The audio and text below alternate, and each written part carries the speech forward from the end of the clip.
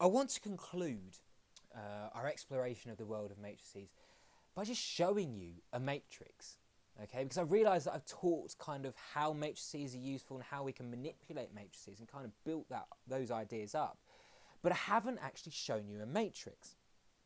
And I was watching this video the other day, and I really recommend that you go and watch this video, okay? It's by a guy called Matt Parker, who's a very funny mathematician, if there's such a thing. Apparently there is. And if you just type into YouTube, stand-up comedy spreadsheets, okay, and watch this. I mean, it's about a 15-minute video, and it's really kind of quite entertaining, really quite funny.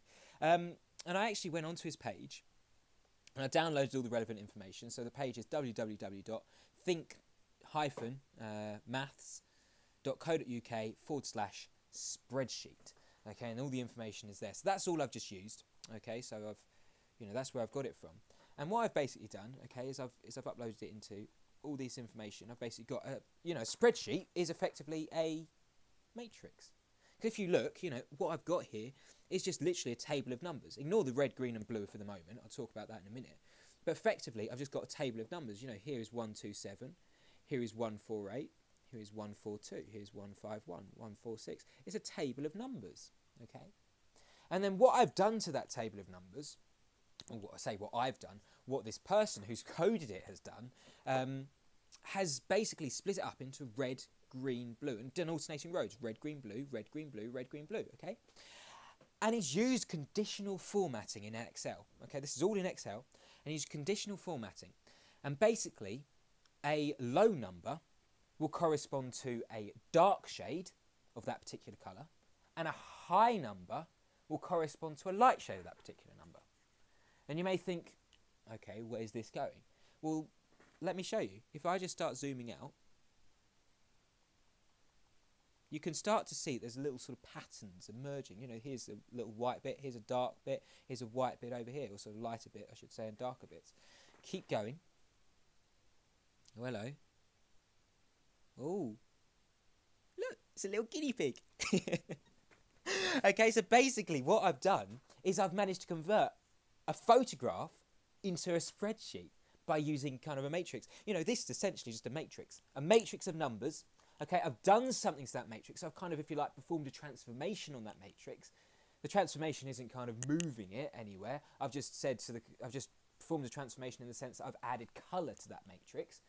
Okay, and got the matrix to convert that colour into, shades of colour.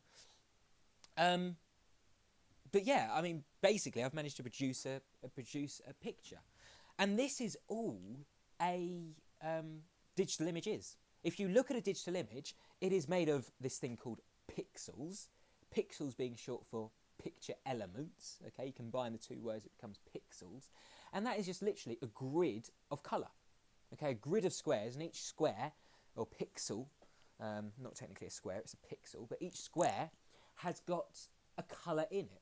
Okay, now I mean this is quite a low resolution image, as you can probably see. It's only 128 pixels square, I think I'm right in saying. Well, let's have a look actually. Let's have a look.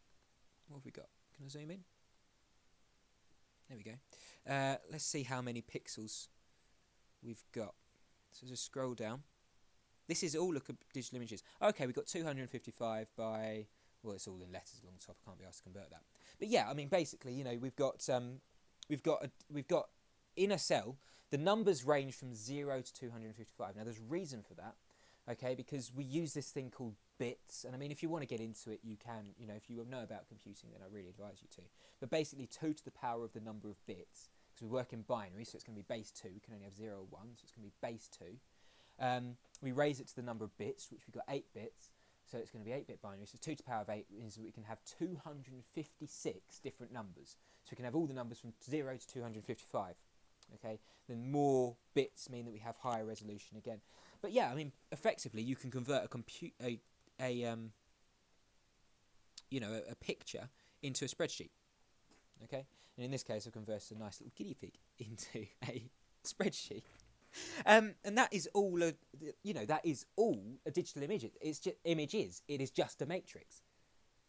Okay, and a computer effectively uses a matrix. It's just a grid of numbers, and it uses a matrix. So every time you open a computer on your open a picture on your computer, you have just opened a matrix.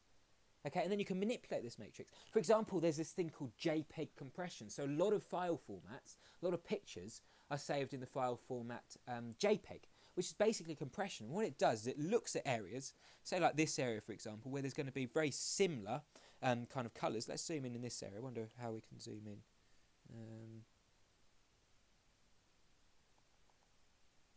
I've lost it. Yeah, but effectively, you know, if you look in this kind of area, okay, we've got 166 to kind of, what range have we got? You know, we've got 167 to 161. You know, they're all kind of in the same range. You know, look here, 171, 167, 173, 175, 176. Look here, 176. Let's just look at this area. This is a really good example. 176, 175, 176, 177, 175. You know, they're all really close together. So what JPEG compression does is it looks at numbers which are close together, and it can kind of just convert them all into one number. So it says, right, okay, that group there is just going to be that number. So let's take an average of that. That's going to be what, about 166, 176? Yeah? So say, right, all of those, we're just going to convert that into 176. And in fact, the more compression you add, so like you could probably even just add all of those, or even all of those, and say convert it into, I don't know, about 170, and that'll be absolutely fine.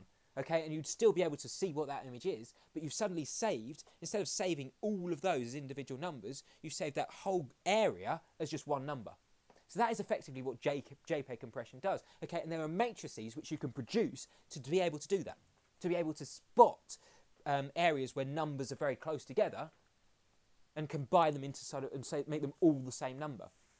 Okay, so that's a huge advantage. You know, rather than having a computer algorithm that basically looks through every single number individually, okay, you can just use matrices, times them together. It's just literally doing transformations of matrices. This is your, effectively, you know, you've looked at transformation matrices of shapes, okay? Well, this is effectively your coordinate matrix. Your transformation matrix would be the matrix which kind of looks for areas which are very similar, with numbers very similar, and, you know, it will produce a matrix which has JPEG compression. Okay, so matrices suddenly are hugely useful because you've got a table of numbers. You can then multiply them, add them, do whatever you like to that matrix, okay, just using transformations of matrices, and you effectively, you know, get what you want. You get your compression, whatever. Okay, so in this case, you know, you've basically taken a table of numbers, you've multiplied it by a matrix which allows you to have alternating rows of red, green, and blue. Okay, so if you like, you've multiplied a matrix which goes red, green, blue, red, green, blue, red, green, blue, red, green, blue by this table of numbers, this matrix of numbers, and you've produced this final matrix. You've then multiplied that by another transformation matrix which says, right, okay, look at the different numbers, and then that corresponds to the shade of that colour. So it's, if you like, a shade matrix, shade transformation matrix, which then produces this matrix. Then when you zoom out, you've got your image. Okay, that's really cool. Suddenly, you know, you've managed to produce an image just from a matrix. Okay, so I just wanted to show you that as a really nice kind of conclusion, if you like, to showing you a real life application of what matrices are, and the application is digital images.